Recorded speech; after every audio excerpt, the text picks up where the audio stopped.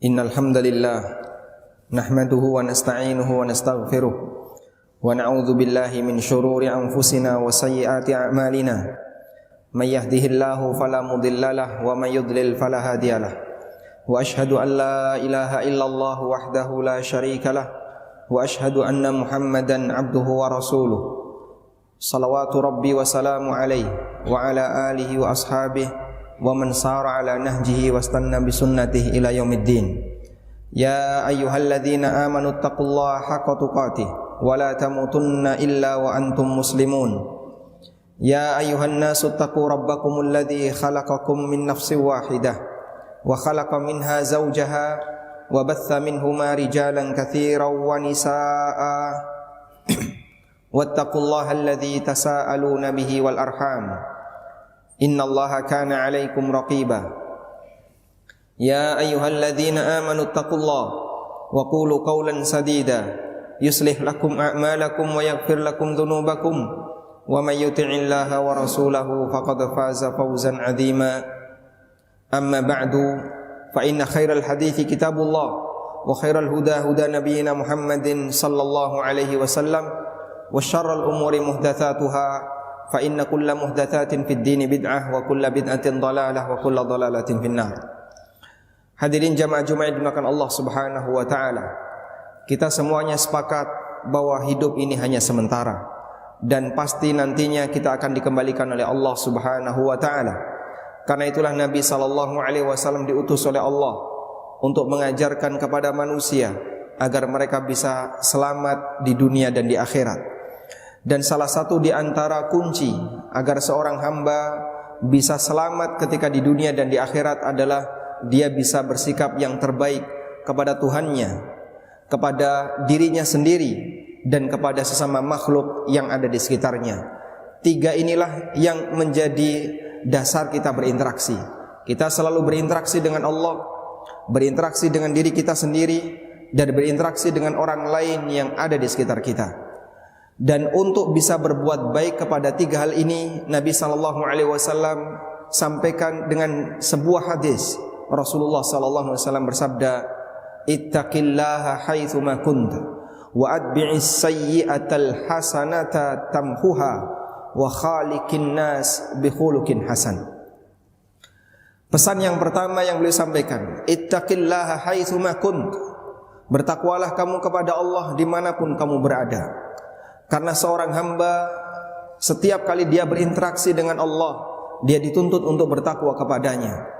Dan bentuk takwa adalah sebagaimana yang dinyatakan oleh Talq bin Habib rahimahullah, an ta'mala ta'atallah ala nurin minallah tarju thawaballah. Engkau melakukan ketaatan kepada Allah dengan bimbingan dari Allah dalam rangka untuk mengharapkan pahala dari Allah. Dan wa antajtaniba maksiatallah, dan kau menjauhi kemaksiatan kepada Allah. Ala nurim minallah, didasari karena panduan dari Allah. Takhafu iqaballah, karena takut dari hukuman Allah Ta'ala. Dan dimanapun kita berada, dituntut untuk selalu menjaga takwa ini. Karena Rabb yang kita sembah ketika kita berada di tanah asal adalah Rabb yang sama yang kita sembah ketika kita sedang safar, adalah Rabb yang kita sembah dimanapun kita berada. Maka Nabi SAW berikan kunci, kalau kamu ingin mendapatkan balasan terbaik dari Allah, jagalah ketakwaan kepada Allah dimanapun kamu berada. Yang kedua, wa atbi'il hasanatas sayyi'ata tamhuha wa atbi'is sayyi'atal hasanata tamhuha. Dan iringi setiap perbuatan maksiat yang kita lakukan dengan perbuatan kebaikan. Ada dua tafsir yang disampaikan oleh para ulama. Makna yang pertama, iringi perbuatan maksiat dengan kebaikan, artinya adalah iringi setiap perbuatan maksiat kita dengan bertobat kepada Allah. Sehingga Nabi SAW menyebut perbuatan taubat dengan al-hasanat, sebagaimana yang Allah firmankan dalam Al-Quran, innal hasanat yudhibnas sayyiat. Sesungguhnya amal al-hasanat, yaitu taubat, bisa menghilangkan as-sayyiat, setiap perbuatan dosa. Dan Rasulullah SAW bersabda, at-taibu minadz-dzambi kaman la dzamba lahu. Orang yang bertaubat dari perbuatan dosa, hakikatnya dia tidak memiliki dosa tersebut. Dan makna yang kedua, wa'ad bi sayyi'atal hasanah, ikutilah perbuatan buruk dengan perbuatan kebaikan. Artinya adalah ketika kita merasa kita sedang tenggelam dalam perbuatan maksiat, ketika kita sedang melakukan perbuatan dosa, maka salah satu di antara cara untuk menghapuskan dosa itu adalah berbuatlah baik, lakukanlah amal saleh setelah berbuat dosa itu. Bisa dalam bentuk kita melaksanakan salat, atau kita berzikir, atau membaca Al-Quran, atau melaksanakan ibadah yang lainnya termasuk sedekah. Karena dengan ibadah yang kita lakukan, maka kita akan mendapatkan penghapusan atas dosa yang kita kerjakan.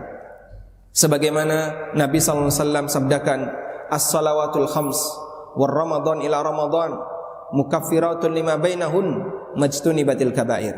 Salat 5 waktu, wal jum'ah ilal jum'ah, jumatan ke jumatan berikutnya, termasuk Ramadan ke Ramadan berikutnya, bisa menjadi kafarah dari perbuatan dosa selama dosa-dosa besar dijauhi. Janji yang diberikan Nabi SAW, orang yang mengiringi perbuatan buruk dengan kebaikan, maka dosa perbuatan buruk itu akan dihapus oleh Allah Subhanahu wa taala. Dan ini bagian dari cara terbaik untuk bermuamalah kepada diri kita, agar diri kita tidak terbebani dengan aneka banyak dosa, aneka macam dosa yang kita lakukan. Kemudian pesan yang ketiga, wa khaliqin nas bi khuluqin hasan, dan sikapilah orang lain dengan akhlak yang mulia. Karena dengan memberikan akhlak yang mulia kepada sesama, maka kita menjadi orang yang dinilai berharga bagi masyarakat. Manusia dinilai karena akhlaknya, bukan karena yang lainnya. Status sosial akan menjadi hilang apabila orang itu memiliki akhlak yang tercela. Demikian sebagai khutbah yang pertama, semoga bermanfaat. Aqulu qauli hadza wa astaghfirullah.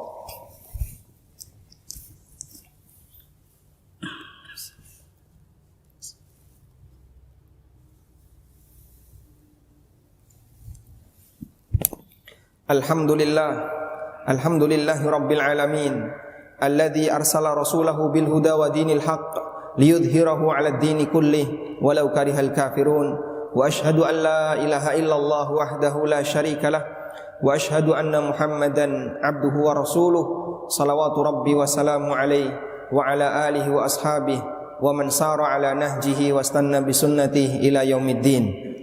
Kaum muslimin jamaah Jumat yang dimuliakan Allah Subhanahu wa taala, berdasarkan 3 akhlak baik yang diberikan oleh Nabi SAW, maka kita bisa mendapatkan kesimpulan bahwa dalam melakukan akhlak yang mulia, yang kita pikirkan tidak hanya berkaitan dengan interaksi manusia dengan manusia, termasuk juga interaksi antara manusia dengan Allah Subhanahu wa taala. Maka kita dituntut untuk berakhlak mulia kepada Allah. Kita juga dituntut untuk berakhlak mulia kepada diri kita sendiri. Dan kita juga dituntut untuk berakhlak mulia dengan sesama manusia yang ada di sekitar kita, baik keluarga kita, tetangga kita, teman kita, maupun lingkungan yang ada di sekitar kita. Ada sebagian orang yang punya prinsip akhlak yang mulia itu adalah berbuat baik kepada sesama manusia saja. Tentu prinsip ini adalah prinsip yang salah, karena jika demikian berarti bisa jadi dia meninggalkan aturan Allah, mengesampingkan akhlak kepada Allah dengan alasan dia berakhlak kepada manusia. Kalau ada orang lain yang mengajak kita untuk berbuat maksiat dan kita menolaknya, maka kita tidak disebut telah berakhlak jahat kepadanya. Berbuat baik kepada sesama manusia tidak boleh berlaku mutlak sampai harus melanggar aturan yang diberikan oleh syariat. Karena itulah mohon untuk diperhatikan, ada akhlak kepada Allah, ada akhlak kepada diri kita, dan ada akhlak kepada sesama manusia. Dan masing-masing harus diberi porsi sesuai dengan apa yang ditetapkan dalam aturan syariat. Semoga Allah Ta'ala memberikan kita kekuatan hidayah untuk selalu menjadi manusia yang bersikap ideal dalam kegiatan apapun yang kita lakukan, baik ketika berinteraksi dalam ibadah maupun ketika kita bermuamalah.